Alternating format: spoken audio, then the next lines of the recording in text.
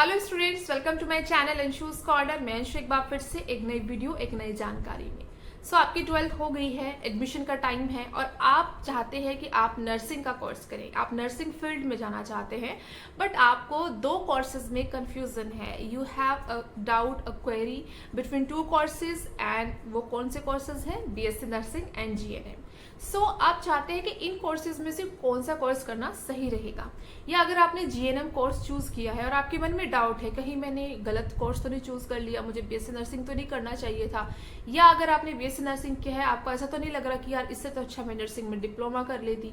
तो अगर इन दोनों कोर्सेज में आपको थोड़ा सा भी कोई क्वेरी है, डाउट है, तो ये वीडियो आपके लिए है।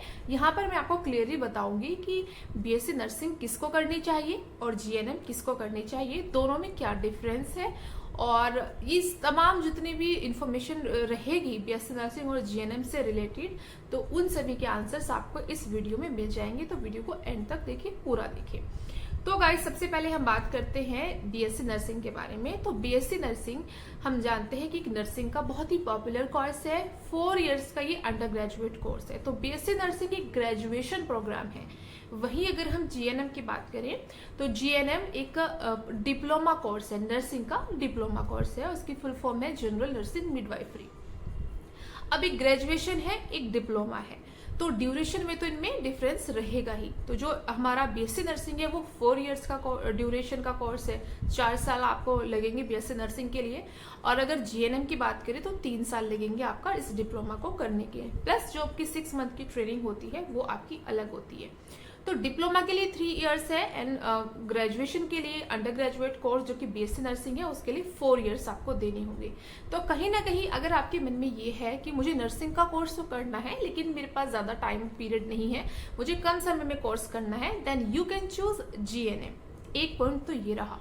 नंबर 2, अब बात आती है यहाँ पर आपकी एलिजिबिलिटी क्राइटेरिया की। बीएससी नर्सिंग में अगर आप एडमिशन लेना चाहते हैं तो इंडिया के सभी कॉलेज इंस्टीट्यूट, फिर वो चाहे प्राइवेट हो या गवर्नमेंट हो, सभी में 12th क्लास में आपकी जो स्ट्रीम होती है वो साइंस स्ट्रीम होनी चाहिए और बायोलॉजी आपकी कंपलसरी होनी चाहिए।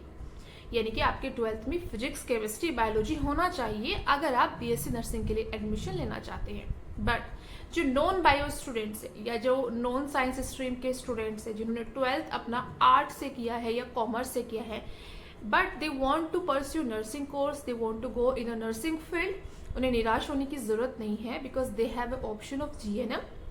of course they can go for the GNM course because GNM के लिए 80% कॉलेजेस में नॉन साइंस स्ट्रीम को एडमिशन मिल जाता है। मतलब जिनके पास आर्ट्स है या कॉमर्स है या कोई अदर स्ट्रीम है 12th में, उनको भी GNM के लिए एडमिशन मिल जाता है 80% कॉलेजेस में।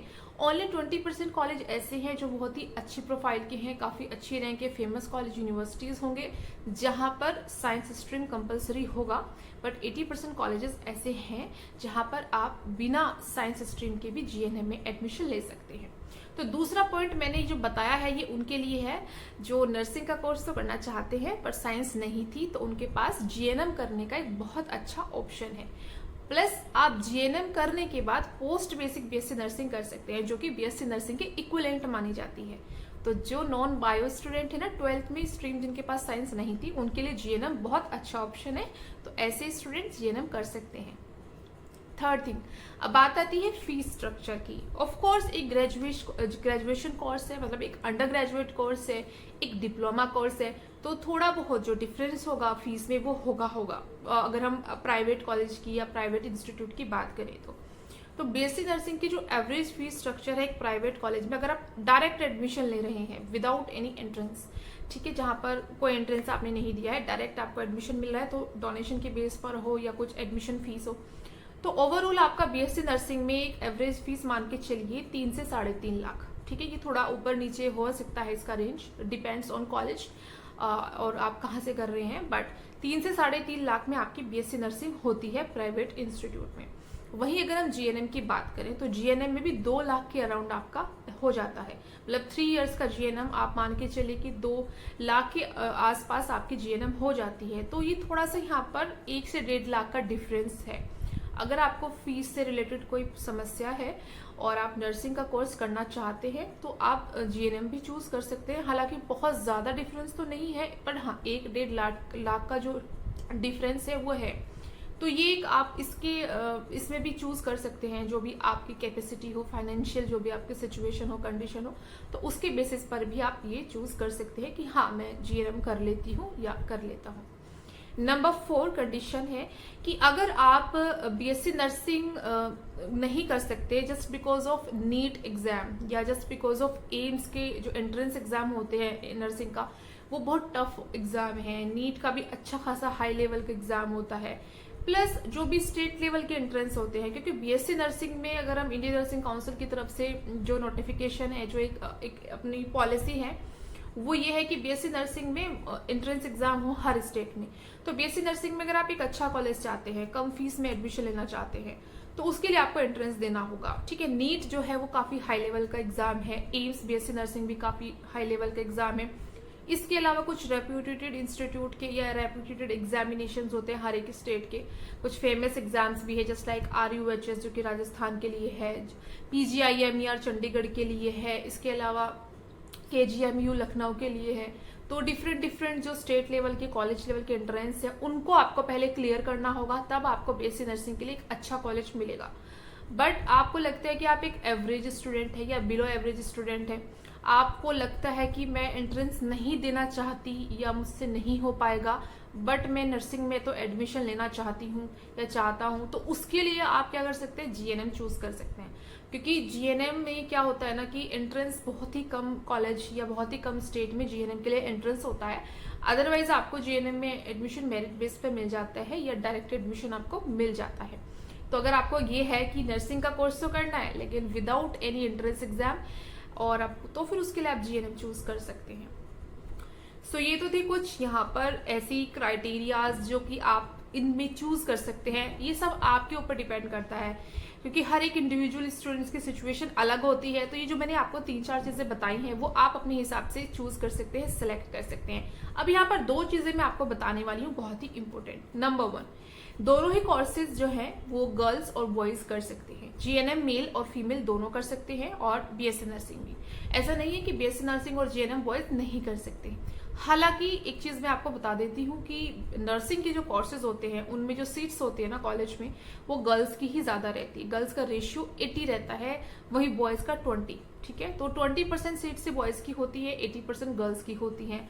प्लस ऐसे भी कॉलेज है जहां पर सिर्फ और सिर्फ गर्ल्स को ही बीएससी नर्सिंग या गर्ल्स को ही जीएनएम के लिए एडमिशन मिलता है। बट ऐसा कुछ नहीं है कि बॉयज नहीं कर सकते। काफी जो कॉलेज इंस्टीट्यूट है वहां पर बॉयज भी कर सकते हैं, भले ही सीट्स वहां पर कम हो। अब दूसरी चीज मैं आपको बताने वाली हूँ, वो भी बहुत ज्यादा इंपॉर्टेंट है। कुछ लोग ये सोचते हैं, कुछ स्टूडेंट्स ये सोचते हैं कि अगर हम जीएनएम कर लेंगे तो हमारा अच्छा करियर नहीं होगा, हमें अच्छी सैलरी नहीं मिलेगी, हमें अच्छी पोस्ट पर जॉब करने को नहीं मिलेगा, जो कि बिल्कुल एक मिथ है। ऐसा कुछ भी नहीं है। अगर हम जीएनएम की बात करें तो जीएनएम 3.5 ईयर्स का जो आपका कंप्लीट कोर्स है विद ट्रेनिंग, तो इतना ज्यादा डिफरेंस इसमें नहीं है। तो इसमें भी बहुत अच्छे से आपको डिटेल में नर्सिंग के बारे में स्टडी कराई जाती है। प्लस आपको गवर्नमेंट अपॉर्चुनिटी इक्वल मिलेंगी, बीएससी नर्सिंग वालों को भी उतनी ही मिलेंगी और जीएनएम वालों को भी उतनी ही मिलेंगी।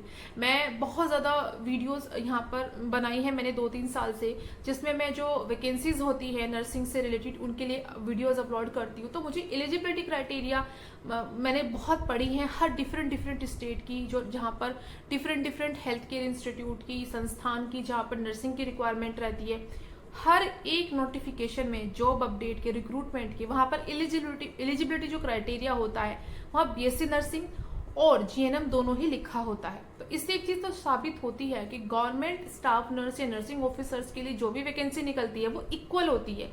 जीएनएम आपने किया है तो भी होगा, बीएससी नर्सिंग किया है तो भी आप अप्लाई कर सकते हैं।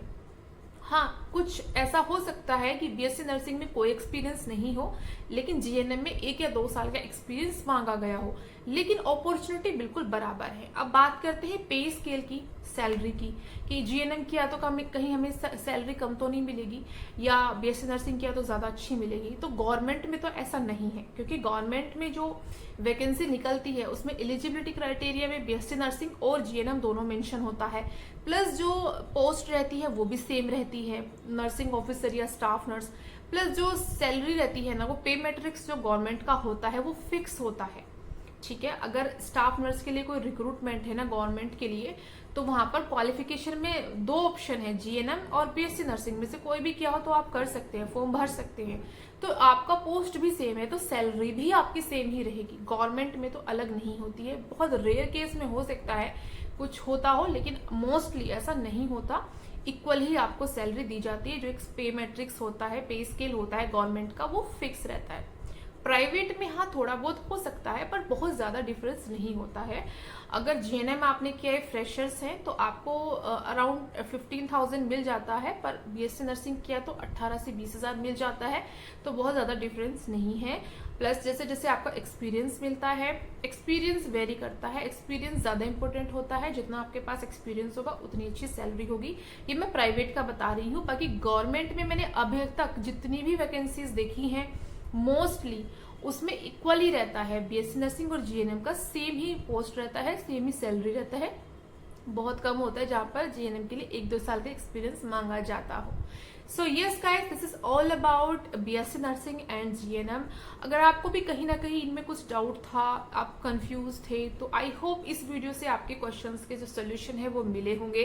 वीडियो को लाइक कर दीजिए, ज्यादा से ज्यादा शेयर कर दीजिए अपनी फ्रेंड्स एंड फैमिली में। अगर आपकी फैमिली में कोई भी 12th पास कर चुके हैं या 11th में है और इन फ्यूचर वो नर्सिंग का कोर्स करना चाहते हैं एंड उनको भी कहीं ना कहीं ये क्वेरी है, तो आप उनके साथ ये वीडियो शेयर कर सकते हैं। और इस चैनल अंशुज कॉर्नर पर मैं हर तरह की अपडेट्स शेयर करती हूँ, एडमिशन से रिलेटेड, एप्लीकेशन फॉर्म से रिलेटेड, एंट्रेंस एग्जाम से रिलेटेड एंड जॉब अपडेट से रिलेटेड। तो नर्सिंग से रिलेटेड कैसे भी इंफॉर्मेशन हो वो इस चैनल पर आपको मिल जाएगी। तो मेक श्योर अगर आप नए हैं तो सब्सक्राइब कर दीजिए, बेल नोटिफिकेशन को भी क्लिक कर दीजिए, ताकि सारे नोटिफिकेशन अपडेट मेरी वीडियोज के आपको टाइमली मिलते रहे। सो जल्दी मिलती हूँ एक नई वीडियो, एक नई जानकारी में। Till then bye bye and take care.